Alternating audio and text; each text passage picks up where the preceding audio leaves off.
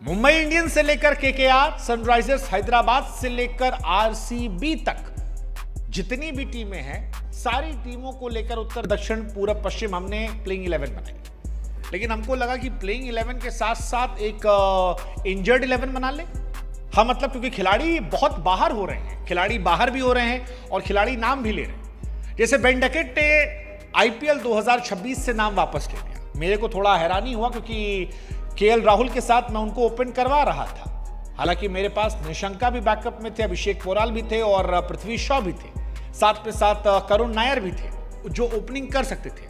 But Ben Duckett ने जब 3 साल बैन झेलने का मन बना लिया तो मेरे जहन में सवाल आया कि भाई साहब, कौन कौन से खिलाड़ी जो बाहर हुए हैं और क्या इन खिलाड़ियों की कमी आईपीएल में खलेगी। पहला नाम जो है वो है हर्षित राणा का।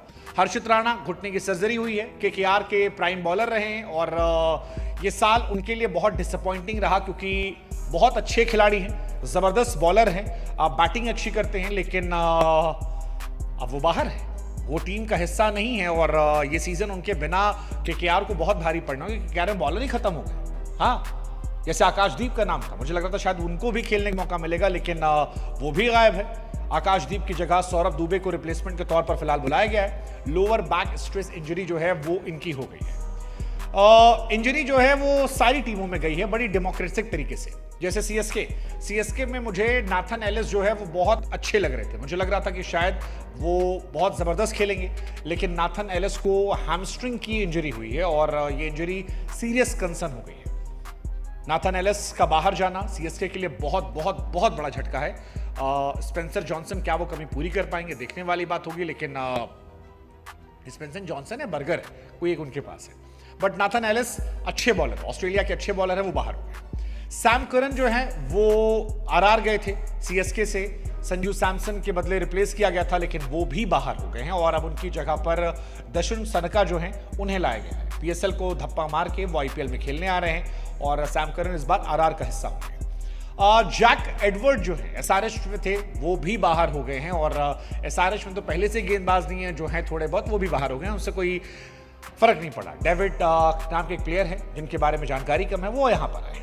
मुंबई से अथर्व जो हैं वो बाहर हुए हैं। हालांकि मुंबई को घंटा फर्क पड़ता है, मुंबई के अगर 4-5 खिलाड़ी भी चोटिल हो जाएं तो भी मुंबई इतनी ताकतवर है कि वो आराम से इस सीजन में अच्छा कर सकती है, बशर्ते खिलाड़ी आउट ऑफ फॉर्म ना हो। तो मेरे हिसाब से वो कहा नहीं सकते।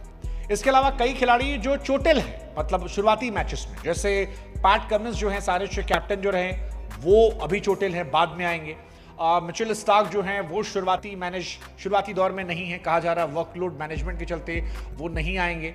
जॉर्ज हेजलवुड जो हैं वो शुरू में नहीं है, हैमस्ट्रिंग की उन्हें परेशानी है, बड़ा झटका है हेजलवुड आरसीबी के लिए, स्टार्क जो है डीसी के लिए और एसआरएच के लिए पैट कमिंस, क्योंकि पैट कमिंस अगर होते तो शायद इनकी बॉलिंग फिर भी थोड़ी सी संयमित होती, बिना पैट कमिंस के कमजोर है। डीसी क्या वो मैनेज कर पाएगी? They have good bowlers, but again Mitchell Starc का रिप्लेसमेंट नहीं होता है, वो बहुत बड़े बॉलर हैं। जैसे हेजलवुड का रिप्लेसमेंट आरसीबी के पास नहीं है। आप डफी टफी कुछ भी ले आइए, दैट्स नॉट पॉसिबल। बहुत बड़े प्लेयर हैं तो चांसेस नहीं है। Same goes for Matheesha Pathirana, KKR में गए थे, एक्सपेक्टेशन थी कि इस साल वो अच्छा करेंगे, लेकिन वो भी चोटिल हो गए हैं, वो बाहर हैं।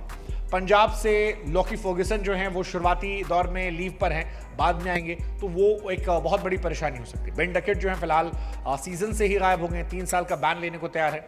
कई खिलाड़ी हालांकि आ गए, जैसे हमने बताया, सौरभ दुबे, दशन शनका ये आए हैं और क्या ये रिप्लेसमेंट हो पाएंगे? शनका हालांकि बैटिंग अच्छी करते हैं, गेंदबाजी तो मीडियोकर है, बट बैटिंग ठीक ठाक वो कर लेते हैं, तो हो सकता है वो कमाल कर दें। मतीशा पथिराना का रिप्लेसमेंट अब तक नहीं आया है, हर्षित राणा का रिप्लेसमेंट नहीं आया है। क्या इनका कोई रिप्लेसमेंट आएगा?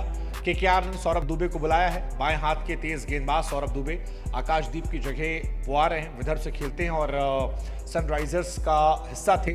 अब तक डेब्यू नहीं किया है, लेकिन एक टैलेंटेड बॉलर बताया जा रहा है कि गेंद स्विंग कराते हैं, अच्छी उछाल है और राहुल द्रविड़ के साथ बांग्लादेश दौरे पर उन्हें करीब से देखा गया था, तब वो इमर्जिंग एशिया कप टीम में थे। हालांकि मिनी ऑक्शन में वो अनसोल्ड थे, 30 लाख की बेस प्राइस थी, लेकिन अवेलेबल प्लेयर में वो थे और इसी वजह से उन्हें यहां पर चुन लिया गया।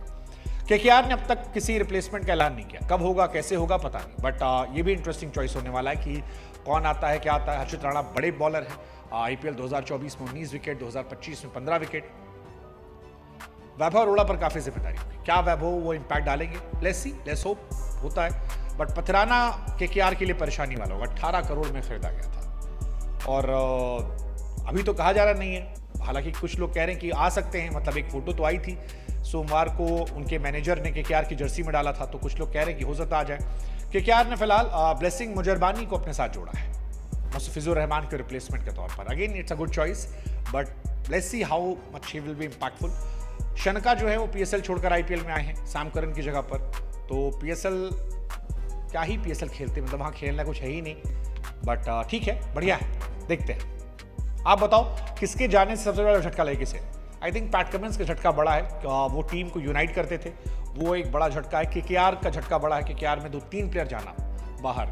केकेआर आई थिंक सबसे बड़ा झटका है मेरे हिसाब से, क्योंकि हर्षित राणा, देन आपके पथिराना और फिर आकाशदीप, तीनों का एक साथ जाना आई थिंक वो बड़ा झटका है, क्योंकि तीनों बॉलर बाहर हुए। किसी भी टीम के अगर 3 बॉलर बाहर हो जाते हैं तो थोड़ा टफ होता है। आप बताओ आपको क्या लगता है किस टीम को सबसे ज़्यादा कमजोर होना पड़ा उसके टोटल प्ले की वजह से? मेरे हिसाब से ये 3 शायद केकेआर।